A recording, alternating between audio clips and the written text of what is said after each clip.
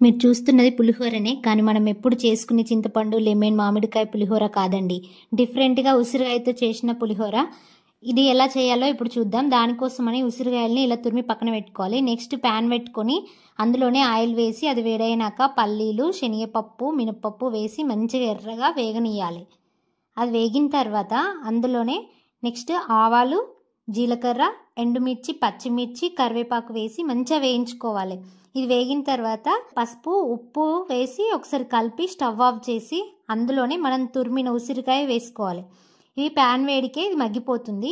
ఇలా కలిపినాక అందులోనే ముందుగా వండిన అన్నం ఉంది కదా, అది వేసి అందులోనే మనం పులిహోరకి పౌడర్ చేసుకుంటాం కదా, అది వేసుకోవాలి. అది లేకుంటే కొంచెం సాంబార్ పౌడర్ వేసుకోవాలి.